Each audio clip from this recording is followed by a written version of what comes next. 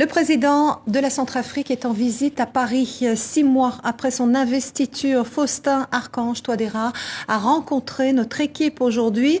Il dresse le bilan de son action, évoque ses principaux défis, la reconstruction, la sécurité, la réconciliation. Dominique Larèche l'a rencontré. Il est l'invité exceptionnel de ce journal. Monsieur le Président de la République centrafricaine, Faustin Archange Touadéra, déjà merci d'avoir accepté de répondre à nos questions. Alors, vous êtes élu depuis février dernier. Votre adversaire du second tour, Anissé Georges Deleguélé, dit depuis ces 8 mois, rien ne s'est passé, rien n'a été fait. Qu'est-ce que vous pouvez lui répondre?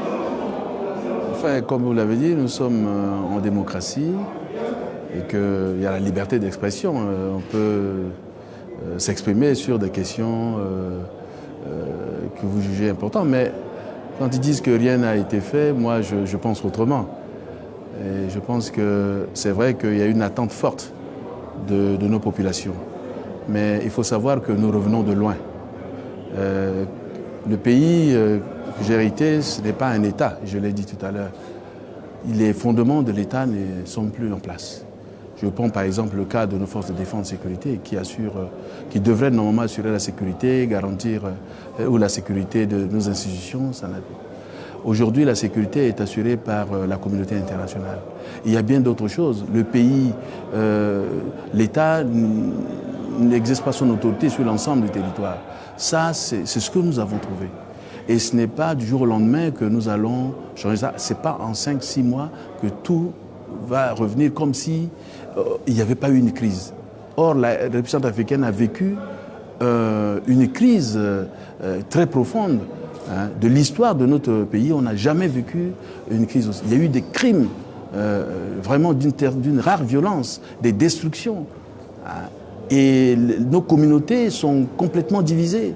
L'unité nationale est ébranlée. Ce n'est pas en 5 mois qu'on va changer tout ça. C'est de manière progressive. Et il y a eu des actes qui ont été posés. Aujourd'hui, nous avons commencé à travailler sur le processus de désarmement, de démobilisation. On a mis en place un dispositif. Je vous en prie, c'est une question importante. Parce que certains font de la démagogie. Pourquoi? Parce qu'aujourd'hui, nous sommes en train de travailler sur un grand programme, mobilisation des ressources, la rencontre de Bruxelles. C'est un moment où tous les Centrafricains devraient se mobiliser pour que les partenaires, aujourd'hui la communauté internationale veut nous aider. Mais nous les Centrafricains, nous devions prendre conscience de l'opportunité qui est aujourd'hui. Pour l'instant, on estime qu'il y a à peu près 4000 combattants qui ont remis leurs armes. C'est un échec pour vous. Qu'est-ce qu'il faut faire pour que ce désarmement aille beaucoup plus loin? Non, mais vous parlez d'échec alors que nous sommes au début. C'est maintenant qu'on a mis en place les structures qui devraient procéder. Non, bien au contraire. Beaucoup des groupes armés ont adhéré au dispositif. Et nous allons lancer la première réunion dès mon retour du comité consultatif et de suivi qui intègre tous les groupes armés, tous les représentants qui seront là.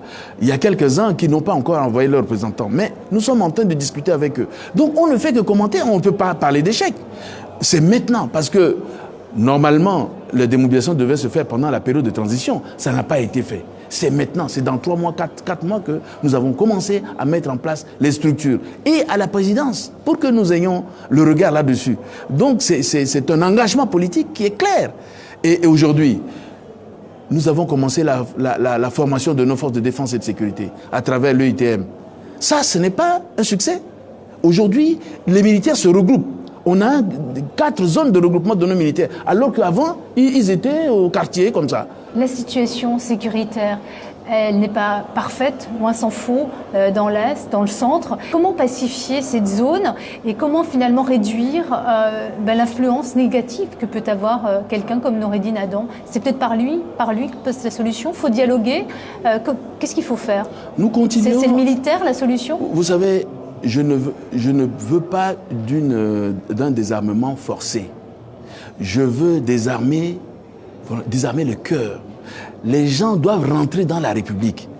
Ce conflit, pendant 3 années, a détruit les armes. Ils ont détruit le pays. Aujourd'hui, les communautés qui étaient avant, les gens qui vivaient ensemble, sont divisés. Le pays, au moment où les autres avancent, se construisent, nous reculons. Donc ce n'est pas un bon chemin. Moi, je les invite. Et les Centrafricains l'ont montré très clairement lors des élections, en votant massivement et en portant à 63% le suffrage sur ma modeste personne. C'est pour donner la paix. Et la paix, pour moi, ce n'est pas un désarmement forcé. J'invite mes compatriotes, ceux qui veulent revenir dans la paix, ceux qui veulent construire, qui aiment ce pays, ils doivent suivre le chemin de la paix, c'est-à-dire désarmer et que nous les appelons à construire notre pays. Et il faut réconcilier aussi ce pays. Mais il y a eu 3 000 justement, morts, il y a eu 400 000 réfugiés. La paix. C'est quoi pour vous? Ça passe par la justice ou ça passe par la mise en place d'une instance vérité et réconciliation? Je l'ai décliné. Depuis le début, même à l'investiture, je l'ai dit, la priorité c'est la paix et la sécurité. Et cette paix et sécurité, il y a 3 axes, il y a 4 axes. Premièrement, le désarmement. Ça, on est en train de mettre en place.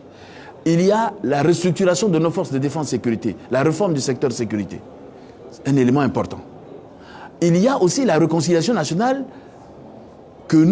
sur laquelle nous travaillons. Parce qu'un peuple désuni, qui ne se pardonne pas, où on ne peut pas construire le pays. Et le ciment de cette réconciliation, de cette paix, c'est la justice. Parce qu'il y a eu des destructions, il y a eu des gens qui ont perdu leurs biens. Et il n'y a que la justice qui peut, disons, dire le droit et ainsi de suite. Donc, pour nous, c'est de renforcer notre appareil judiciaire, le système judiciaire. Et c'est pour ça qu'on a relancé. Quand je suis venu, j'ai instruit le ministre de la Justice, garde des Sceaux, pour faire avancer le dossier de la Cour pénale spéciale. Aujourd'hui, on est en train de rechercher à mobiliser les ressources pour faire fonctionner cette Cour. Monsieur le Président, les derniers soldats de la force Sangaris ont quitté le pays en août dernier. Oui. Est-ce que vous auriez aimé qu'ils prolongent... Ce serait en octobre, madame.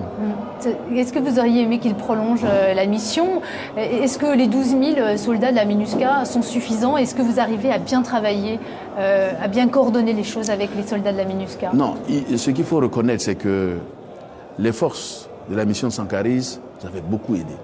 Grâce à cette force, la crise qui était vraiment à un certain niveau, a pu trouver, disons, on a limité, et aujourd'hui on a pu organiser les... Et aussi grâce à la communauté internationale, avec la force MINUSCA. Ce sont ces 2 forces, avec des actions conjuguées, ont pu créer les conditions favorables pour l'organisation des élections que nous avons connues dans un climat apaisé.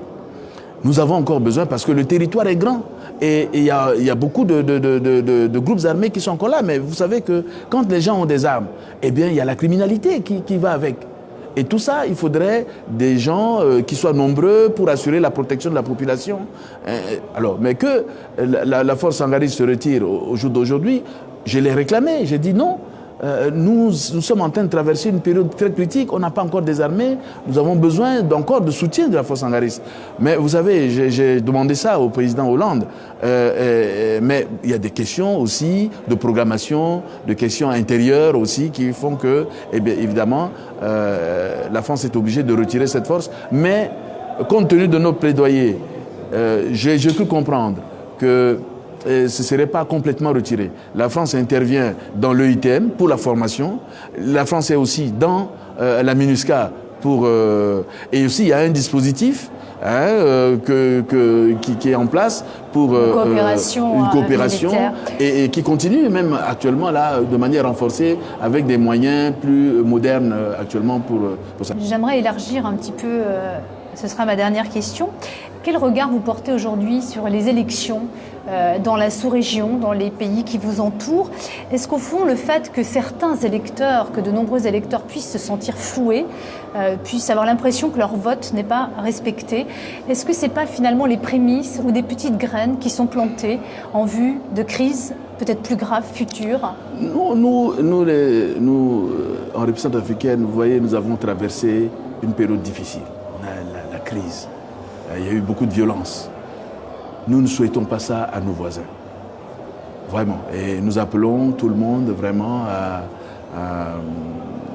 aller vers la paix, vers le dialogue, vers le consensus en respectant les règles établies. Et je pense que c'est sur quoi nous essayons de travailler, parce que ce que nous avons vécu on ne le souhaite pas à un autre pays, parce que ça fait reculer le pays.